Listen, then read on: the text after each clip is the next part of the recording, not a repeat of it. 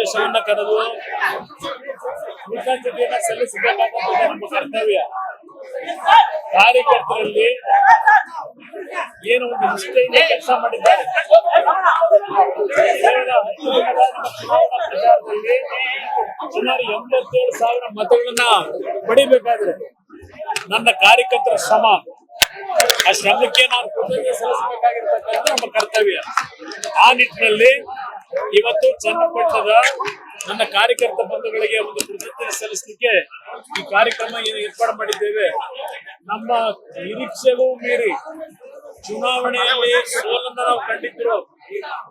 ಇವತ್ತು ಗೆಲುವಿಗಿಂತಲೂ ಹೆಚ್ಚಿನ ರೀತಿಯಲ್ಲಿ ಕಾರ್ಯಕರ್ತರಲ್ಲಿ ಇರ್ತಕ್ಕಂಥ ಒಂದು ಆತ್ಮವಿಶ್ವಾಸ ಏನಿದೆ. ಉಪಚುನಾವಣೆ ನಡೆಯುವುದೇ ಬೇರೆ ಮಾರ್ಗ. ಮುಂದಿನ ಸಾರ್ವತ್ರಿಕ ಚುನಾವಣೆಯಲ್ಲಿ ಯಾವ ಉತ್ತರವನ್ನು ಕೊಡಬೇಕಾಗಿದೆ ಅದಕ್ಕೆ ಮಾನಸಿಕವಾಗಿ ತಯಾರಾಗಿದ್ದೇವೆ ಅಂತಕ್ಕಂಥ ಸಂದೇಶ ಇವತ್ತು ನಮ್ಮ ಕಾರ್ಯಕರ್ತರು ನೀಡಿದ್ದಾರೆ. ರಾಜ್ಯದಲ್ಲಿ ಪಕ್ಷವನ್ನ ಕಟ್ಟತಕ್ಕಂಥ ಜವಾಬ್ದಾರಿಯನ್ನು ಹೊರಬೇಕಾಗಿದೆ. ನಾನು ಒಂದ್ ಕಡೆ ಕೇಂದ್ರದಲ್ಲಿ ಮಂತ್ರಿ ಆಗಿರೋದು ಒಂದು ಭಾಗ. ನನ್ನ ಆರೋಗ್ಯದ ಒಂದು ಹಿನ್ನೆಲೆ, ಆರೋಗ್ಯದಲ್ಲಿ ಚೆನ್ನಾಗೇ ಇದ್ದೇನೆ, ಏನ್ ತೊಂದರೆ ಇಲ್ಲ. ನಾನು 3ನೇ ಬಾರಿ ಆಪರೇಷನ್ ಮಾಡಿಸ್ಕೊಂಡು ಕೇವಲ 3 ದಿನಕ್ಕೆ ಇಡೀ ರಾಜ್ಯದಲ್ಲಿ 3 ತಿಂಗಳು ಕೆಲಸ ಮಾಡಿದ್ದೇನೆ. ಅದೇ ರೀತಿಯಲ್ಲಿ ಈಗಲೂ ಸಹ ಒಂದು ಕಡೆ ನಾನು ಏನು ಪಕ್ಷದ ಸಂಘಟನೆಗೆ ಜವಾಬ್ದಾರಿ ತಗೋಬೇಕಾಗಿದೆ. ನನಗೆ ಒಂದು ವಿಶ್ವಾಸ ಇದೆ, ನಮ್ಮ ಕಾರ್ಯಕರ್ತರು, ನಮ್ಮ ಪಕ್ಷದ ಶಾಸಕರು, ಮಾಜಿ ಶಾಸಕರು ಮೊನ್ನೆ ಚುನಾವಣೆಯಲ್ಲಿ ಅವರ ಒಗ್ಗಟ್ಟಿನ ಪ್ರದರ್ಶನ ಏನಿದೆ, ಅವರೆಲ್ಲರಲ್ಲೂ ಮುಂದೆ ಈ ಪಕ್ಷವನ್ನ ಅಧಿಕಾರಕ್ಕೆ ತರತಕ್ಕಂಥ ನಿಟ್ಟಿನಲ್ಲಿ ಯಾವ ರೀತಿಯಲ್ಲಿ ಕೆಲಸ ಮಾಡಬೇಕು ಅನ್ನೋದ್ರ ಬಗ್ಗೆ ಈಗಾಗಲೇ ಒಂದು ವಿಶ್ವಾಸ ಅವರಲ್ಲಿ ಮೂಡಿದೆ.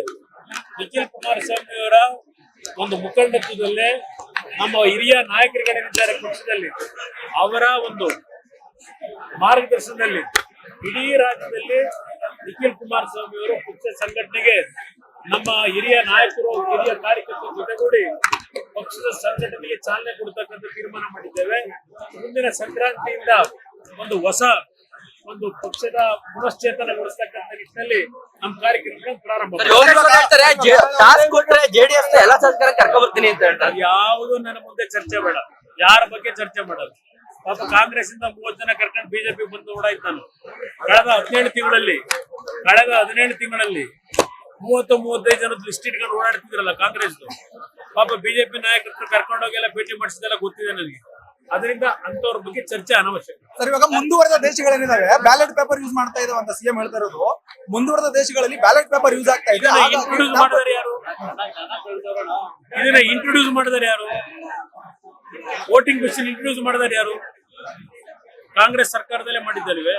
ಇವಾಗ ಕ್ಯಾಂಪೇನ್ ಮಾಡಬಹುದು ಅನ್ನುವಂಥದ್ದು ಹೇಳ್ತಾ ಇದಾರಲ್ಲ ಸರ್. ಅವ್ರು ಬಹುಶಃ ಮಾಡಿದ್ದಾರೆ ಅವರು ಕರ್ನಾಟಕದಲ್ಲಿ ಮಾಡಿರೋದ್ರಿಂದ ಅವ್ರು ಹೇಳ್ತಾ ಇರಬೇಕೇನೋ ಹೀಗಾಗಿದೆ. ಅದಕ್ಕೆ ಹೇಳ್ತಾ ಇರಬೇಕು.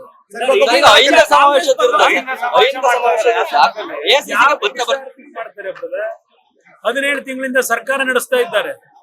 ಆ ಸಮಾಜಗಳಿಗೆ ರಕ್ಷಣೆ ಕೊಡ್ಲಿಕ್ಕೆ ಅವ್ರನ್ನ ಮುಖ್ಯಮಂತ್ರಿ ಮಾಡ್ಕೊಂಡವ್ರು. ಅವರೆಲ್ಲ ಮುಖ್ಯಮಂತ್ರಿ ಮಾಡಿದ್ಯಾಕೆ ಅವ್ರನ್ನ? ಆ ಸಮಾಜದವ್ರು, ಐದ ಸಮಾಜದವರೆಲ್ಲ ಸೇರಿ ಮುಖ್ಯಮಂತ್ರಿ ಮಾಡಿದಾರಲ್ಲ. 17 ತಿಂಗಳಲ್ಲಿ ಆ ಸಮಾಜಕ್ಕೆ ಕೊಟ್ಟಂತ ಕೊಡುಗೆ ಏನು? ಅವ್ರ ಸ್ವಾಭಿಮಾನ ಉಳಿಸ್ತಕ್ಕಂಥ ಕೆಲಸ ಏನ್ ಮಾಡಿದಿರಿ? ಅವರಿಗೆ ಖರ್ಚು ಮಾಡ್ತಕ್ಕಂಥ ಹಣ ಲೂಟಿ ಮಾಡಿದ್ದೆ ಸ್ವಾಭಿಮಾನ ಉಳಿಸಿರೋದ? ಇನ್ನೇನು ಬೇಕು ನಿಮಗೆ ಸಾಬೀತು? ವಾಲ್ಮೀಕಿ ನಿಗಮದ ಹಣ ದೋಚಿದ್ಯಾರು? ಈಗ ಭವಿ ಜನಾಂಗದ ಬರ್ತಿದೆಯಲ್ಲ. ಇದು ಈ ಸರ್ಕಾರದಲ್ಲಿ ಈಗ ನಿನ್ನೆ ಅವ್ರು ಯಾವ ಮಂಡ್ಯದಲ್ಲಿ 20 ಲಕ್ಷ ರೂಪಾಯಿ 40 ಲಕ್ಷ ರೂಪಾಯಿ ವ್ಯಾಪಾರ ನಡೀತದೆ. ಇದು ನಿಮ್ಮ ಸ್ವಾಭಿಮಾನನ? ಈ ಸ್ವಾಭಿಮಾನ ಹಾಸನದಲ್ಲಿ ಮಾಡ್ತಿದ್ದೀರಾ? ಅದರಿಂದ ಐದ ವರ್ಗಕ್ಕೆ 17 ತಿಂಗಳು 2ನೇ ಬಾರಿ ಮುಖ್ಯಮಂತ್ರಿ. ಪಾಪ ಒಟ್ಟು ಬೇರೆಯವ್ರಿಗೆ ಇವಾಗಿರೋದು 2ನೇ ಬಾರಿ ಮುಖ್ಯಮಂತ್ರಿಯಾಗಿ ಆ ಸಮಾಜದ ಒಂದು ಏಳಿಗೆಗೆ ಏನ್ ಕೊಟ್ಟಿದ್ದೀರಿ ಹೇಳಪ್ಪ? ಅಲ್ಲಿ ಹೇಳು ಭಾಷಣದಲ್ಲಿ. ಪ್ರಧಾನಮಂತ್ರಿ ಭೇಟಿ ಮಾಡ್ಕೊಂಡವ್ರೆ, ಮಾಧ್ಯಮದಲ್ಲಿ ಅವ್ರು ಏನ್ ಹೇಳಿದಾರೆ ನೋಡಿದೀನಿ. ಅದು ಹೊರತುಪಡಿಸಿ ನನಗೇನ್ ಗೊತ್ತಿಲ್ಲ. ಇವರಿಗೆ ನೋಟಿಸ್ ತರಾತುರಿಲಿ ಕೊಟ್ಟಂತವ್ರು ನನ್ನ ಬಗ್ಗೆ ಚರ್ಚೆ ಮಾಡಿದ್ರಲ್ಲ. ಇದನ್ನ ಜನಾಂಗೀಯ ಭಾಷೆ, ಇವತ್ತವರಿಗೆ ಏನಾದ್ರು ನೋಟಿಸ್ ಕೊಟ್ರ? ಕೇಸ್ ಆಗಿಲ್ಲ. ಅದು ಯಾತಿಗೆ ನೋಟಿಸ್ ಕೊಟ್ಟಿಲ್ಲ? ಇದನ್ನ ಈ ಒಂದು ರೀತಿಯ ತೀರ್ಮಾನಗಳು ಮಾಡೋದ್ರಿಂದ ಈ ರಾಜ್ಯದಲ್ಲಿ ಮುಂದಿನ ದಿನಗಳು ಯಾವ ರೀತಿ ಅರಾಜಕತೆ ಪ್ರಾರಂಭ ಆಗುತ್ತೆ ಕಾದ್ ನೋಡಿ. ಡಿಸಿಎಂ ಅವರು ಹೇಳ್ತಾರೆ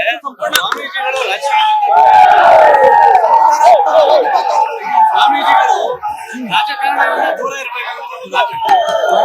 ಡಿಸಿಎಂ ಈಗ ಅವ್ರ ಮಾಡೋದು ರಾಜಕಾರಣ ಏನ್ ಮಾಡ್ತಾವ್ರೆ, ಕಾಂಗ್ರೆಸ್ ರಾಜಕಾರಣ ಏನ್ ಮಾಡ್ತಾ ಇದೆ, ಯಾರು ಓಲೈಸ್ಕೊಂಡು ರಾಜಕೀಯ ಮಾಡ್ತಾ ಇದ್ದೀರಿ? ಆ ಓಲೈಕೆ ರಾಜಕಾರಣ ಬಿಡಲಿ ಅಂತ ಕಾರಣಕ್ಕೋಸ್ಕರ ಸ್ವಾಮಿಗಳು ಹೇಳ್ತಾರೆ. ಕ್ಷಣ ಕ್ಷಣದ ಸುದ್ದಿಗಳಿಗಾಗಿ ಫ್ರೀಡಂ ಟಿವಿ ಸಬ್ಸ್ಕ್ರೈಬ್ ಮಾಡಿ, ಲೈಕ್ ಮಾಡಿ ಹಾಗೂ ಫಾಲೋ ಮಾಡಿ. ಹೊಸ ಸುದ್ದಿಗಳ ನೋಟಿಫಿಕೇಶನ್ಗಾಗಿ ಬೆಲ್ ಐಕಾನ್ ಮೇಲೆ ಕ್ಲಿಕ್ ಮಾಡಿ.